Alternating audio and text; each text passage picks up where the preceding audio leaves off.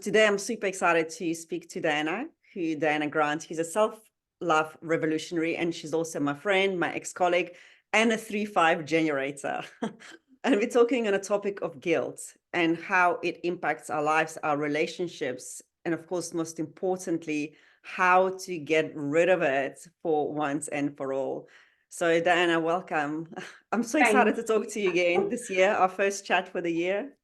Me too, Lena. I love our chats. I love them. So yeah, Yeah. thanks so much. It's so good to be back. Yeah, good to see you here. So I actually want to kick it off by, let's just get clear. What does actually guilt mean? Because it's a very broad concept. It's, can mean I'm feeling bad about something, but I think it's a lot more than that. So can you unpack it for us a bit? Absolutely. I'm going to give you my definition and how I see it. Mm. And I always like to work with two words when it comes to guilt. And they're very similar. And for a lot of people, I think a lot of people sort of think they're the same, but I think they hold very different energies. And the one is guilt, the word that we're talking about, and the other word is remorse. And I think there's a huge difference. So for me, remorse is when we've done something or we've been part of something that we know didn't bring, it caused harm, or it didn't bring positive results or high vibration. Remorse is acknowledging that and thinking about what can be done differently. How can we move forward? How can we make change so that that doesn't happen again? Whereas I think guilt holds an energy of shame, an energy of non-acceptance. Guilt literally is, it's got a weight to it that holds us down. It holds us in that thing that happened. So whatever it was, and often I think guilt comes in when actually we might have done our best and the outcome didn't match our expectation. And then we find ways to beat ourselves up about that. We feel shame. And that's where I think guilt comes in. And it holds us there. It holds us in this place of not accepting or not releasing the fact that we did our best and it didn't pan out, or we caused harm, whether we meant to or not. And we hold ourselves there and we just continue to punish ourselves. And so I think that's why this kind of conversation is so important, because guilt doesn't get us anywhere. Remorse is something where we acknowledge we could do better, we could change, we could create something new and move forward. And I think that's the key difference. Yeah, and I mean, like you said, guilt keeps us anchored in the past, right? It's Yeah. like a linchpin. It's just like nails Yes. us there. So I remember listening to this great analogy from Aaron Apke. So he's a Course in Miracles, well, my Course in Miracles teacher. And he gives this amazing explanation how, let's say you're driving a truck or car, whatever, and you've got a trailer and there's a linchpin that holds them together, right?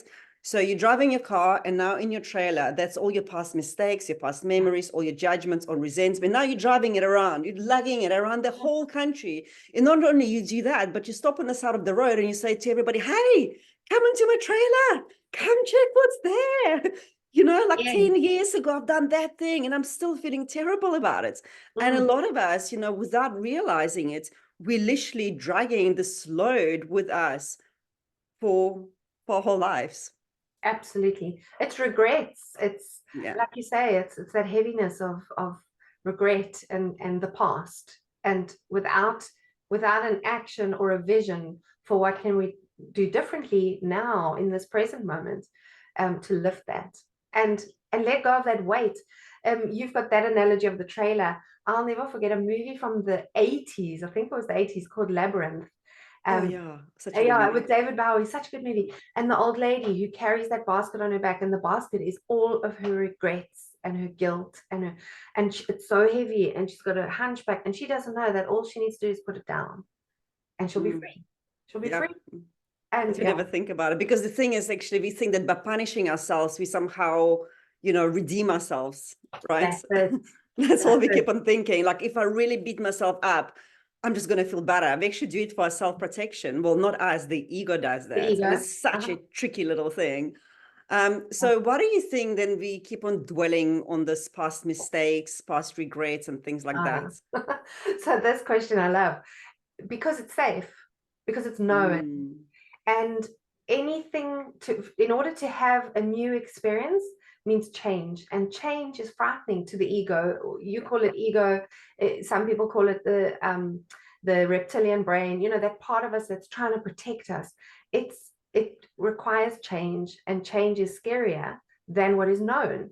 And so even when what is known is painful and uncomfortable, we get used to that discomfort. We get used to the heaviness, the guilt, the self-punishment, and that becomes our safe space, which is frightening to think. I don't think any of us want to think about ourselves in those terms. But you know the story about a frog in a pot of water. If you put it on the fire to cook the frog won't jump out, because the water gets slowly warmer and warmer and warmer, and the frog just gets used to the heat of the water as it slowly heats up, and then the frog's dead. And that's what happens with us. We get used to it. We get used to feeling guilty and shameful and punishing ourselves. And the idea of doing something different is just too scary for the ego. Yeah, exactly. And the thing is, you know, our brain is a very powerful tool, isn't it? So when we put so much focus on this past memories and all the things that went wrong, what should have gone different, all of the things we said, we shouldn't have said, we've done, we shouldn't have done, we literally keep on energizing them, because wherever the attention goes, the energy flows. And then their brain will go, okay, well, that's what you're energizing. Let me create another experience like that for you. And that's why we keep recreating the same things, maybe in a different shapes, different forms, and then going, I knew it's going to end this way. I knew it's going to happen. Of course it's going to. I mean, I told you it was going to happen. But in the meantime, all we're doing is we give those past memories, scenarios, experiences, all of our attention and energy, and then we project them into the future, and then we create their reality, like you said, that is familiar, it feels safe, even though we don't like it. Yes. And it's so interesting what you say, because that term self-fulfilling prophecy, it can sound so up there and away from us, but what it is exactly what you've just said.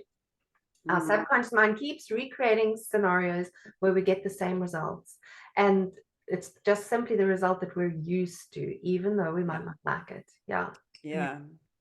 So how does it then impact our relationship with ourselves and with others? That's such a beautiful question, Lena. So I see it so profoundly and so clearly in relationships between people. Let's start there before we go to the relationship with self, because I think for a lot of people, it's much easier to see their relationships with others. So exactly what you just said just before this is you'll find the same patterns happening. So it might be in one long-term relationship with somebody that you keep going around the same cycles. So you have the same arguments, you have the same disagreements, you have the same clashes, you have similar experiences with that person, and you can't understand, why are we not breaking out of this dynamic that keeps happening? We keep coming, it's good for a while, and then we come back to the same fight or the same argument. And that is exactly what that is. It's that if it's within us that we're holding on to guilt, we're holding on to old things, we're holding on to past experiences, we're recreating them, and we're recreating them with each other. There is no relationship that doesn't work in perfect synergy. Relationships, whether they're pleasant or whether they're unpleasant, if a relationship is still active, it's in perfect synergy for whatever it is that we need. And that means, and this is a hardcore truth, and this comes to the relationship with self, if we're getting results that we consciously think, well, I don't like this, I don't want this result, but we keep getting the same experience with that person, it's because subconsciously we do need it, we do want it. It's part of that stuff that we're holding on to in our trailer or in that big basket on our backs. So that's where we've got to come to the relationship with self and dig into, where is this lying? Where is this guilt? What am I holding on to? And treating our inner selves as, and you and I've spoken about this so many times, as that pure soul, that innocent child, the inner child who needs to be forgiven, who needs to be let off the hook, who needs to be seen. To be seen, first of all. Yes, absolutely. And I mean, it's such a key, isn't it? Because our relationship with ourselves is the foundation for our relationship with everybody in our lives. And how can we have the strong foundation if we keep on judging ourselves, criticizing ourselves, Yeah. having that small talk, constantly being stuck in the past and this guilt, trapped in this memories of the past? You can't. And then from that place, then we want to go and, empower someone or impact someone or have this amazing friendships, relationships, personal, professional. We can't, because we're not giving from the place of overflow, we're giving from a place of lack. Exactly. And yeah, like you said, for me, it was also the hard truth when I saw what I was doing. And I was like, hang on a second, my relationship with me is going to become my priority, because only by building that foundation, I can actually show up in a world the way I want to show up, not this thing wants to show up. Yeah, absolutely. There are two things that I love to say here, and they sound like platitudes, but so I'm just going to unpack them a bit. The first one is look at your relationships, whichever. You can look at many relationships or one key relationship. How is that person treating you? That's how you treat yourself. All a relationship is a mirror.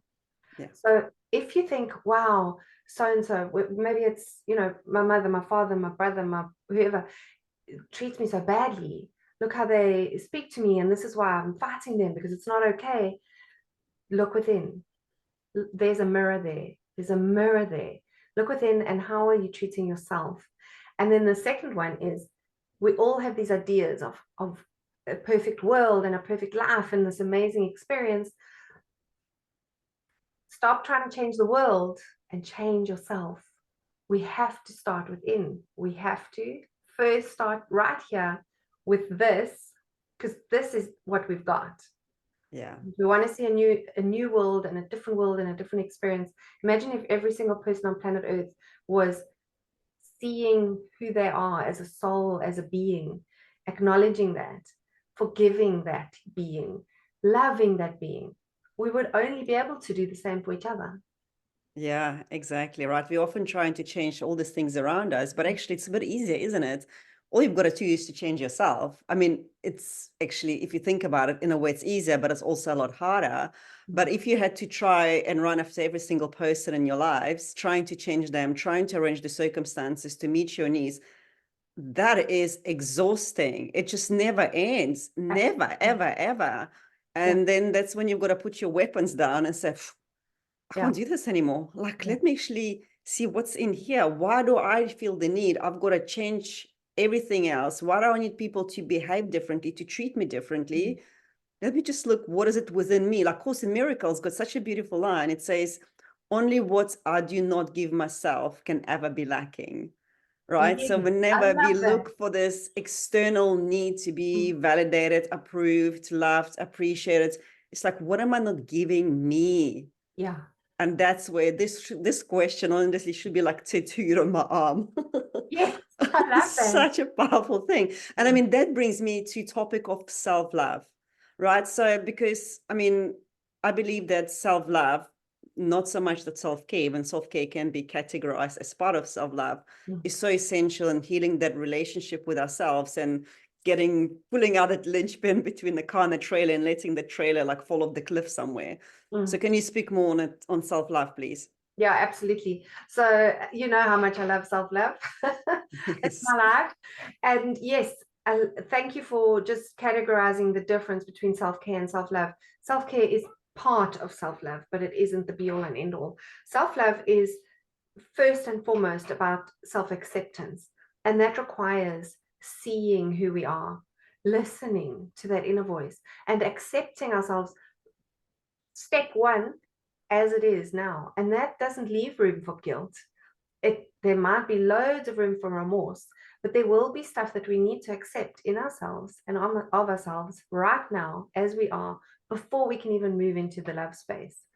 So for me, there are three very key pillars, and the one is self-acceptance. The other one, and they work hand in hand, is self-knowledge.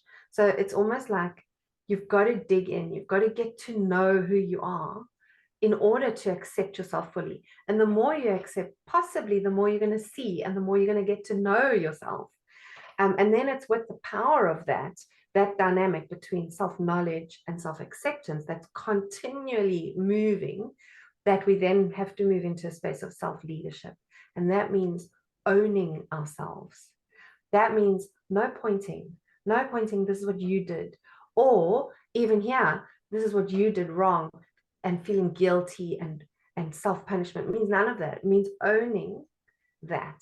So owning everything that I bring, owning everything that I don't bring, owning the reasons why I can't maybe bring some stuff, and owning my own evolution and development into the fullness of who I can be. Yeah. So, yeah. And it's a process, you know, it's not an overnight quick fix where we go through life believing that external circumstances make us happy and trying to control the situations.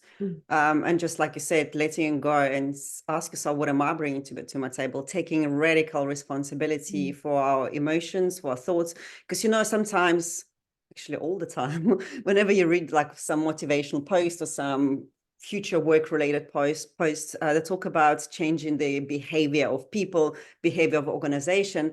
But what most of them don't say is that it's not impossible. It's not possible to change the behavior without changing the thinking first. Yeah. And that's where we've got to really start from, changing our thinking, because we've got to start imprinting new thoughts, new beliefs into our subconscious mind, because subconscious mind runs our lives. Absolutely. So once we imprinted this new information, then we can start changing our actions, our feelings, because our thoughts drive our feelings, which determine our decisions we make, the actions we take, and behavior.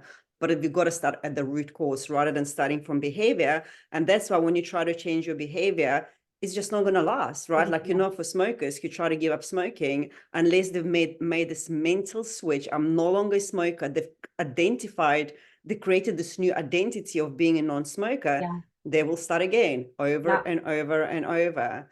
So whenever it comes to, you know, to developing yourself, to self-development, instead of trying to be more understanding, more compassionate, more positive, the whole positivity thing is just, you know, it's just, I mean, we've got to start really changing our thinking and catching every single thought that makes you contract, make you feel fear, anxiety, and forgiving, releasing, letting it go. Absolutely. And you've said so much there. Something that I think is so important to note in what you just said is that when we start with the thinking, the rest follows. It flows out of that. And this, like you started with saying, it's not overnight, it's not a quick fix. I think it's our life. I think it's why we're here. And so the minute, what I've seen in my journey that is so powerful for me, because I wanted to obsess, I wanted to fix everything, I wanted to, you know, overhaul and then to just get it right. And that realization that I started noticing that by changing my thinking and arresting the thoughts that didn't work for me, choosing the thoughts that did work, building a new framework, my feelings started to shift naturally. My behavior started to shift naturally. I didn't have to fix it all. You know, it's like it can be a narrow focus. Just into what am I thinking? And just to sort of round us back to the guilt theme, guilt is thought. It is thought energy based in the past. It is thought energy holding us from moving forward, and we can shift that. Yeah. So how would we practice something like that? How do you practice self-love, for example? Well, okay, so it's very much in the thought world, and it is simply about being, the very, very key factor is self-aware. So aware of all the thoughts. And when those thoughts come up, and this is also where our bodies can be very, very helpful, because our bodies are these extremely sensitive organisms that give us signs. And some people, like I feel a lot through my stomach. I have a lot of stomach energy. So I'll feel unwell or anxious, and I've had to learn to notice that and then go, oh, okay, what was I thinking? What was I just thinking? Because usually, well, always, if there's nausea or anxiety in my belly or discomfort, even just a mild discomfort, there was a thought that drove that, and my body is helping me notice my own thinking. Then it's noticing that thought. So let's say I did something a few weeks ago, and it's popping in, but in a guilt voice. So the voice is like, oh, I shouldn't have done that. That was a really horrible thing to do. My body might alert me to it. I might get a headache, or I might get tummy, I might get something in my body if I can't notice the thought quick enough. And then notice, yes, I was thinking about that thing again. So I was holding on to that past guilt. Authentic self-love in that moment is to acknowledge that, yes, you did that thing. That's the fact. You did that thing. However, once again, I forgive you. Once again, we can't change that. What are we going to do today that's different? Okay, let's think about it in a different way. Reframe the thing that happened for yourself. And that can sometimes be a million, Lena, it can be a million times a day when something is very important to us. Oh, sorry, I didn't silence my phone.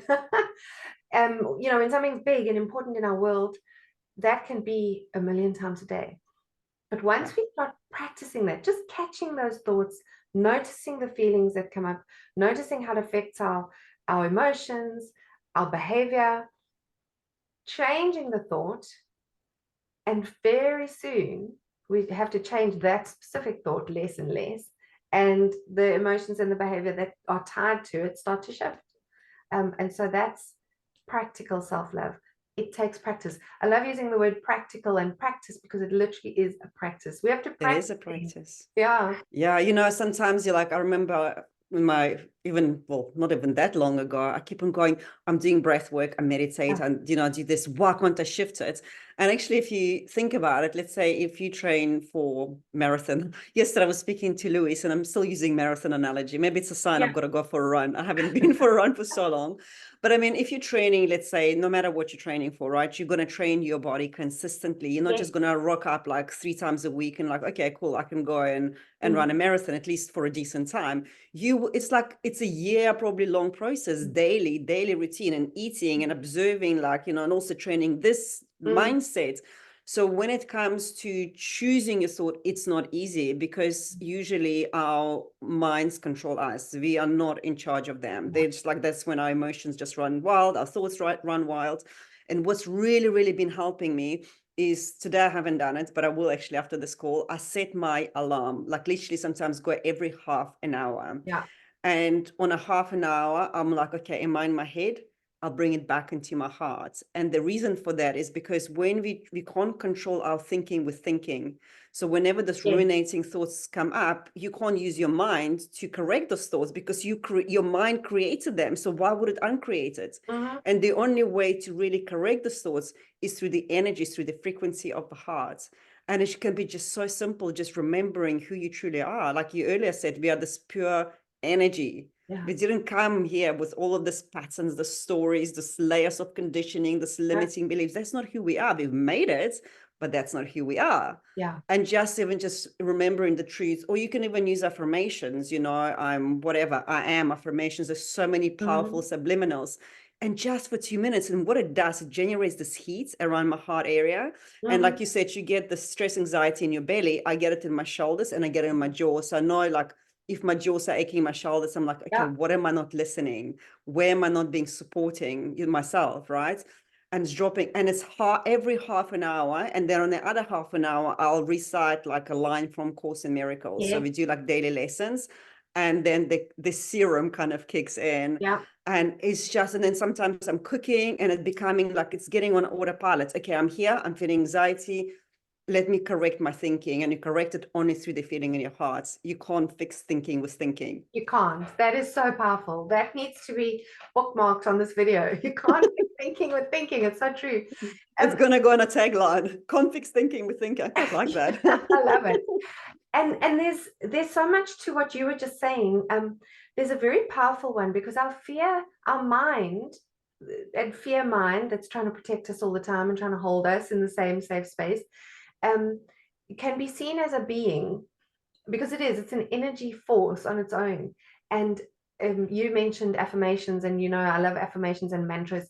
There's a very, very powerful mantra that we can actually say to that part of our psyche anytime.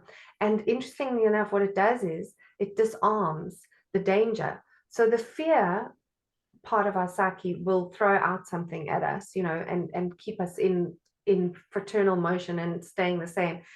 If we can notice that, there are these words that I've learned from Martha Beck, who is the most amazing author. And I recently read a book by her that just is all of this all in one place, and it's so powerful. I recommend it to everybody. It's funnily enough called Diana Herself, which is why About you. a friend of mine bought it for me for my birthday, and yeah, it's like, oh my goodness. But Martha Beck, she suggests these words when we find ourselves in these moments of deep, whether it be guilt or fear, or, you know, when we're not loving ourselves, is to acknowledge that emotion and that state of being, and then say, may you be well, may you be safe, may you live in joy and peace. And that is actually talking to your fear, or talking to your programming and your conditioning. And then she suggests adding on to the end, saying like, my darling, or sweet child, so that we actually bring that big thing that can be controlling us from the subconscious space around to sort of in front of us, and we make it safe, and we wish it well, and immediately that diffuses that guilt, shame, pain, fear, stuff that's ruling us, because it brings it down to what it really is.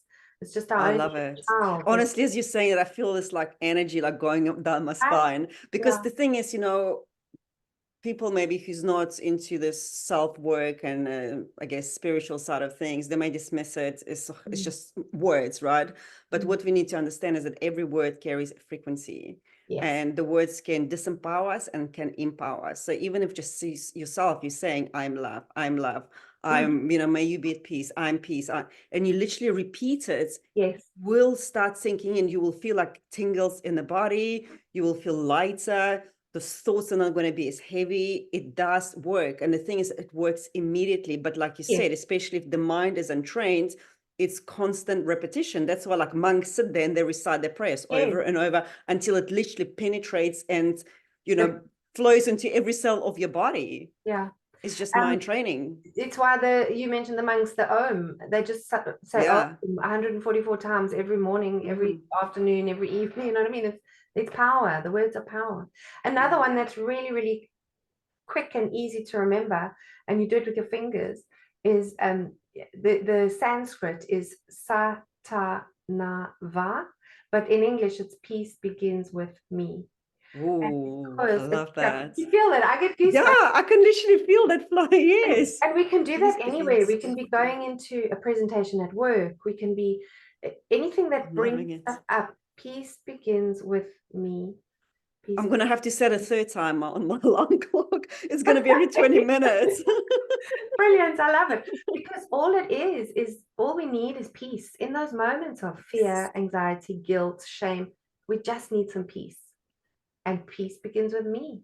And it's so powerful. Oh, so beautiful. Yeah, that one I attribute that. I learned that from Gabriella Bernstein, another amazing author. Yeah, she's good.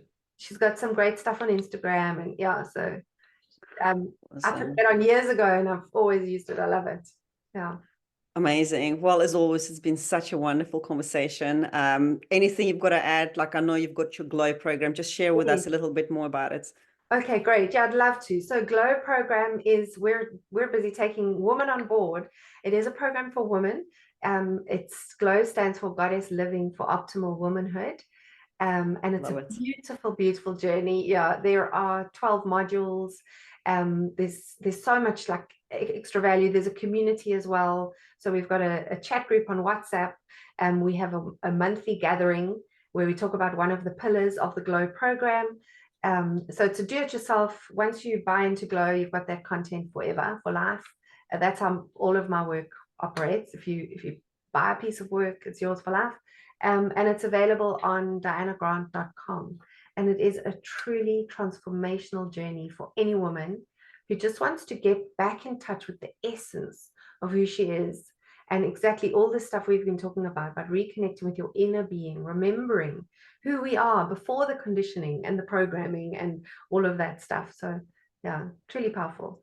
Oh, it's amazing. I'm sure it's incredible, guys. I think for anybody who wants to, what we spoke about, you know, to fall more in love with themselves, to really change their lives, to create the lives they desire, to build that self-confidence, like inner resilience. I think, yeah, Diana, just go check Diana out. And I just want to also add, on a final note, if you've got some ambitious goals for 2024, not just even financial, practical material, but just how you want to show up in yourself, how you want to feel, how you want to perform, what kind of life you want to create. I'm running a free masterclass on the key to achieving your goals is not what you think, where we break down like 5 steps really to not just to inform you, but also to transform you and to show you new ways of achieving your goals without effort and self-sacrifice. So I'm going to pop both of our links below this video to Diana's Glow and also to free masterclass. And thank you all for watching. And thanks, Dan, again for this Awesome. awesome chats. Thank Thanks, you. Lena. Thanks. Bye.